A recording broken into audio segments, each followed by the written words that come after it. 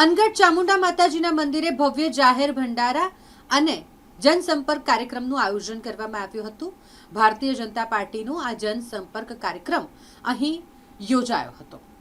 અનગઢમાં આવેલું પવિત્ર શ્રી ચામુંડા માતાજીનું મંદિર કે જ્યાં ભક્તિમય વાતાવરણમાં જાહેર ભંડારો યોજાયો। મોટી સંખ્યામાં લોકોએ આ ભંડારાનો લાભ લીધો, જેમાં મુખ્ય મહેમાન તરીકે ગુજરાત પ્રદેશ ભાજપના સહપ્રવક્તા અને ઉત્તર ગુજરાત રાજપૂત સમાજના પ્રમુખ જયરાજસિંહ પરમાર વિશેષ ઉપસ્થિત રહ્યા હતા।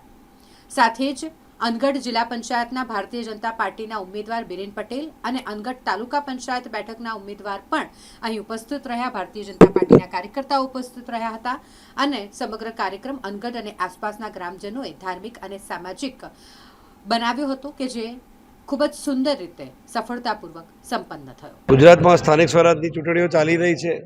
સમગ્ર ગુજરાત ચૂંટણીના રંગે રંગાયું છે, તમે જાણો છો। અને ખાસ કરીને આ વડોદરા ગ્રામ્ય વિસ્તારમાં સમગ્ર અનગઢ મુકામે ખૂબ મોટી ભારતીય જનતા પાર્ટીની જાહેર સભા થઈ છે અને એના જિલ્લા પંચાયતના ઉમેદવાર બિરેનભાઈ, અમારા તાલુકા પંચાયતના ચારેય ઉમેદવાર માટે આજે ચૂંટણી પ્રચારમાં અહીંયા ઉપસ્થિત થયા છીએ। લોકોનો જે રીતે ઉત્સાહ જોઈ રહ્યા છીએ, જે રીતે લોકો સમર્થન આપી રહ્યા છે, અમારું જે રીતે ભવ્ય સ્વાગત કર્યું, એ રીતે સ્પષ્ટ દેખાય છે કે આખા વિસ્તારમાં ભારતીય જનતા પાર્ટીનું મોજું છે।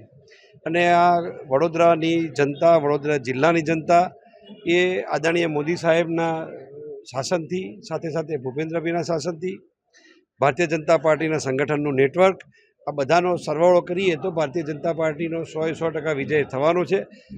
તમામ બેઠકો ઉપર ભારતીય જનતા પાર્ટી જીતવાની છે એવો મને વિશ્વાસ છે।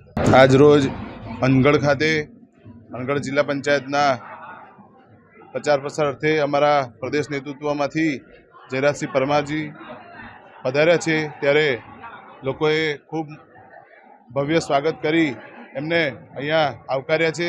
અને તમે જોયું હશે કે ખૂબ જ મોટી સંખ્યામાં આ સભામાં લોકો પણ જોડાયા છે। એના પરથી સૌ કહી શકાય કે અનગઢ જિલ્લા પંચાયતનું કમળ જંગી બહુમતીથી જીતીને આગળ જવાનું છે અને સાથે સાથે ચારેય તાલુકા પંચાયતના સદસ્યોનો પણ ભવ્ય વિજય થવાનો છે।